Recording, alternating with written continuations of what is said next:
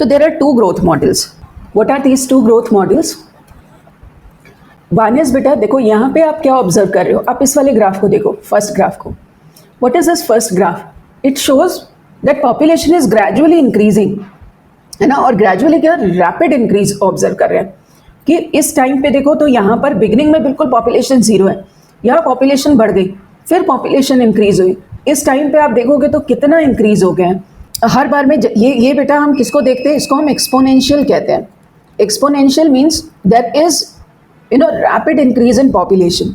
और ऐसा जनरली कब होता है बेटा, जब हम ये मान के चलते हैं कि अनलिमिटेड रिसोर्सेज हैं, अनलिमिटेड रिसोर्सेज हैं. तो कोई पॉपुलेशन कब एक्सपोनेंशियली ग्रो करती है, जब अनलिमिटेड रिसोर्सेज हैं और पॉपुलेशन के पास कोई रिसोर्स लिमिटेशन नहीं है, कोई कंपटीशन नहीं है, कोई प्रीडेशन प्रेशर नहीं है, और population is free to grow. In that case what happens, exponential growth होती है. जैसे बैक्टीरियल सेल कल्चर है बेटा, तो जब आपने कल्चर शुरू किया था बिगिनिंग में, लेट अस एज्यूम आपने मिल्क लिया था, एक बड़े कंटेनर में आपने मिल्क लिया दही बनाने के लिए. अब आप उसमें थोड़ा सा इनोक्यूलम डालते हो. So when you introduce small amount of inoculum, तो वो जो इनोक्यूलम आपने डाला है बेटा, ये इनोक्यूलम कैसा है बेटा, ये inoculum it's a source of bacteria और इट हैज़ सम बैक्टीरिया, और ये बैक्टीरिया फिर आप मिक्स कर देते हो तो these bacteria get uniformly distributed throughout the nutrient media. तो बिगिनिंग में क्या होता है, there is abundance of resources, nutrients abundance में है, एक्सेस में है ना. जितने ये बैक्टीरिया हैं इनके लिए तो बहुत सारा न्यूट्रिएंट है ना, तो एक्सेस में होता है. अब क्या होगा, दे स्टार्ट मल्टीप्लाइंग रैपिडली. और क्यों मल्टीप्लाई कर रहा है, क्योंकि अभी क्या है, अभी एक्यूमुलेशन ऑफ वेस्ट भी नहीं हुआ है और न्यूट्रिएंट्स भी अबंडेंस में.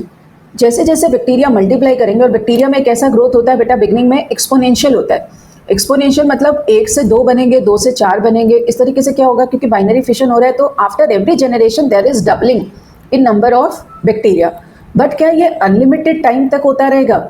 एक टाइम तो आएगा ना जब ये बैक्टीरिया बहुत सारे हो गए और वो आप न्यूट्रिएंट्स कंज्यूम कर रहे थे, हम क्योंकि और मिल्क नहीं ऐड कर रहे हैं, तो एक टाइम आएगा ना जब न्यूट्रिएंट्स लिमिटेड होने लगेंगे. और इतने सारे बैक्टीरिया का जब मेटाबॉलिक वेस्ट एक्यूमुलेट होगा तो ग्रेजुअली पीएच कम होने लगेगा, which will further create unfavorable conditions for the bacteria. तो एक टाइम आएगा जब बैक्टीरियल ग्रोथ लिमिटेड होने लगेगी, bacterial growth rate will become constant. But उसके बाद क्या होगा, अगर हम और न्यूट्रिएंट्स नहीं ऐड करेंगे और मेटाबॉलिक वेस्ट को रिमूव नहीं करेंगे, what will happen, there will be decline in bacterial growth. तो एक्सपोनेंशियल ग्रोथ हम केवल तब तक कंसीडर कर सकते हैं जब तक अनलिमिटेड रिसोर्सेज हैं. बट ऐसा नेचुरल कंडीशंस में ऐसा पॉसिबल नहीं होता कि कोई भी पॉपुलेशन एक्सपोनेंशियली हमेशा ग्रो करती रहेगी. नेचर की अपनी एक कैरिंग कैपेसिटी होती है, कितने लोग आ सकते हैं. जैसे ह्यूमन पॉपुलेशन एक टाइम में एक्सपोनेंशियली ग्रो करी, बट क्या हमेशा ग्रो करती रह सकती है?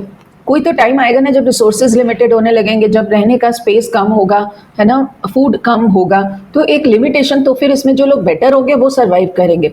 बट अनलिमिटेड तरीके से पॉपुलेशन हमेशा ग्रो नहीं करती रह सकती है. तो इसको हम क्या कहते हैं बेटा कि एक्सपोनेंशियल मॉडल तो ये कहता है कि देयर अकर्स डबलिंग, और ये होता कब है, जब अनलिमिटेड रिसोर्सेज हैं. But such type of growth model does not exist in natural conditions, because natural conditions में it is not possible to have unlimited resources for ever. Beginning में हो सकता है बेटा, कोई बहुत बड़ा सोसाइटी बना, अभी सारे फ्लैट्स खाली पड़े हैं, तो बिगिनिंग में तो आप कह सकते हो कि अभी बहुत सारे फ्लैट्स खाली पड़े हैं, बहुत सारा स्पेस है. लेकिन जैसे जैसे लोग आते रहेंगे तो एक टाइम तो आएगा ना जब सारे फ्लैट्स ऑक्यूपाइड हो जाएंगे. So when all flats are occupied, तो हम कहेंगे कि ग्रोथ रेट क्या हुआ, स्टेबल हो गया. अब क्या होगा, कुछ लोग आएंगे, कुछ लोग जाएंगे, बट नंबर ऑफ फ्लैट्स तो उतना ही है ना बेटा, लिमिटेड है ना. तो क्या होता है कि नेचर में ये ऐसा ग्रोथ मॉडल एग्जिस्ट नहीं करता. तो नेचर में कौन सा एग्जिस्ट करता है, नेचर में हम कहते हैं कि लॉजिस्टिक ग्रोथ कर्व एग्जिस्ट करता है. लॉजिस्टिक ये कहता है कि एक टाइम, देखो बिगिनिंग में क्या होता है, थोड़ा टाइम लगता है उसको क्या कहते हैं, अपने आप को एडजस्ट करने के लिए. तो एक इनिशियल हम फेज ऑब्जर्व करते हैं when growth rate is very slow.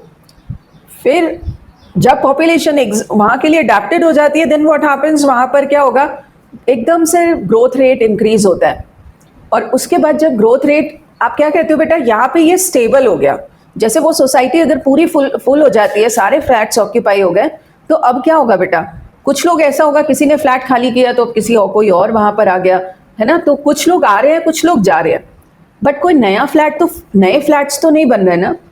तो अब वो ग्रोथ रेट कैसा है बेटा, स्टेबल हो गया, कम भी नहीं हो रहा लेकिन स्टेबल हो गया। तो ऐसे ग्रोथ रेट को हम क्या कहते हैं, लॉजिस्टिक। तो ये लॉजिस्टिक क्यों एग्जिस्ट करता है, क्योंकि नेचर की अपनी एक कैरिंग कैपेसिटी है। कितनी भी बड़ी सोसाइटी बनेगी, कितनी भी बड़ी सोसाइटी बनेगी, उसमें बेटा नंबर ऑफ फ्लैट्स तो फिक्स्ड होगा ना। तो जितना भी उसका नंबर ऑफ फ्लैट्स है वो उसकी कैरिंग कैपेसिटी है कि उसमें उतनी फैमिलीज ही आकर के रह सकती हैं। तो वो उसकी कैरिंग कैपेसिटी है, जो मैक्सिमम पॉपुलेशन साइज है जो एक इकोसिस्टम सस्टेन कर सकता है। तो यहाँ पे बेटा इसको हम क्या कहते हैं, ये वाला इसका फॉर्मूला क्या होता है बेटा, एन क्या है, एन है पॉपुलेशन डेंसिटी। तो change in population, D N मतलब चेंज इन पॉपुलेशन, और उसका रेट टाइम से डिवाइड कर रहे हो ना बेटा, टाइम से डिवाइड करोगे तो वो रेट ऑफ पॉपुलेशन चेंज आएगा। जैसे अभी मान लो आपका पॉपुलेशन कितना था, एक पर्टिकुलर प्लेस में कितना पॉपुलेशन है, एक साल बाद कितना पॉपुलेशन हो गया, तो एक साल बाद कितना पॉपुलेशन था माइनस एक साल पहले कितना था, तो वो चेंज आएगा बेटा। उसको आप टाइम से डिवाइड करते हो, वो आपका क्या आता है, rate of change of population. तो rate of change of population वो डायरेक्टली प्रोपोर्शनल होता है किसके बेटा, ओरिजिनल पॉपुलेशन के। और ओरिजिनल पॉपुलेशन को या तो एन नॉट से या केवल एन से रिप्रेजेंट करते हैं। अब ये प्रोपोर्शनैलिटी का साइन हटाने के लिए आपको एक कांस्टेंट से मल्टीप्लाई करना पड़ेगा।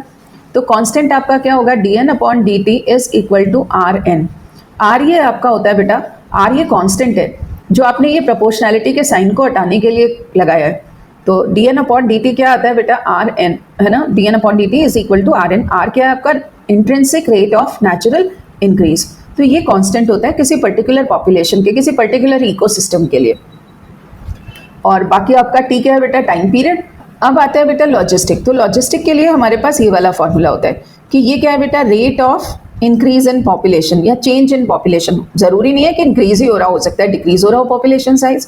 तो बेसिकली डीएन क्या है बेटा, change in population. It can be increase और it can be decrease. Normally हम इंक्रीज की बात कर रहे होते हैं। तो डीएन अपॉन डी टी ये रेट ऑफ पॉपुलेशन चेंज है, equals to R N. N आपका ओरिजिनल पॉपुलेशन है, किसी टाइम पर पॉपुलेशन जो आप आज करंट पॉपुलेशन देख रहे हो। और के क्या होता है बेटा, के is carrying capacity. Carrying capacity है जो मैक्सिमम नंबर ऑफ इंडिविजुअल्स उस पर्टिकुलर इकोसिस्टम में या एनवायरनमेंट में आ सकते हैं। नेचर में ऐसा नहीं हो सकता है कि हमेशा अनलिमिटेड रिसोर्सेज रहेंगे, कभी तो लिमिटेड होगा। D N upon D T हमारा क्या था बेटा, ये हमारा इक्वल टू किसके था, आर एन के बराबर था। ठीक है, और इसको जब इस तरीके से लिखते हो तो ये यहाँ पे हमारा ये वाला फॉर्मूला आता है। एन टी क्या है, population density after time T. N not क्या होता है, population density at time zero. R हमारा intrinsic rate of natural increase और e base of natural logarithm. तो इस फॉर्मूले को जब आप लॉग की फॉर्म में लिखते हो तो ये आपका ऐसे आता है।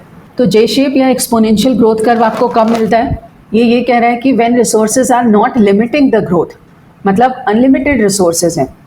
और ऐसे में क्या होता है बेटा कि जब अनलिमिटेड रिसोर्सेज हैं तो कोई भी स्पीशीज एक्सपोनेंशियली ग्रो करेगी। मतलब you can observe doubling in number of organisms, number of individuals after every generation. तो ये कब होगा, only when there are unlimited resource conditions. तो वो इनॉर्मस पॉपुलेशन डेंसिटी हो सकती है in a very short time, और ये ग्रोथ रियलिस्टिक नहीं होती। बहुत शॉर्ट टाइम में अगर आप ग्रोथ मॉडल को देखते हो बेटा तो कितने टाइम में, कितने कम टाइम में ये मैक्सिमम पॉपुलेशन पर पहुंच गई है, तो बहुत रैपिडली इंक्रीज हो रही है। जबकि लॉजिस्टिक कैसा होता है, उसमें हम थोड़ा स्लो चेंज ऑब्जर्व करते हैं क्योंकि रिसोर्सेज थोड़ा लिमिटेड है। और ये फॉर्मूला किसके है, लॉजिस्टिक ग्रोथ मॉडल के लिए। यहाँ पे ये फॉर्मूला बेटा ये क्यों हमें यहाँ पे देखने को मिलता है, क्योंकि नेचर की अपनी एक कैरिंग कैपेसिटी होती है। तो ग्रोथ रेट मतलब अनलिमिटेड ग्रोथ नहीं हो सकती है। तो ये क्या होता है, when responses are limiting the growth. ठीक है, resources are limiting the growth, यहाँ रिसोर्सेज करना, when resources are limiting the growth. और फिर resources for growth for most animal populations are finite and they become limiting. ठीक है, in the beginning वो ज़्यादा हो सकते हैं बेटा, बिगिनिंग में ज़्यादा हो सकते हैं, बट एक टाइम ज़रूर आता है जब वो लिमिटिंग होने लगते हैं। और logistic growth model more realistic होता है और ग्रोथ कर्व कैसा होता है, सिग्मॉइड ग्रोथ कर्व मिलता है।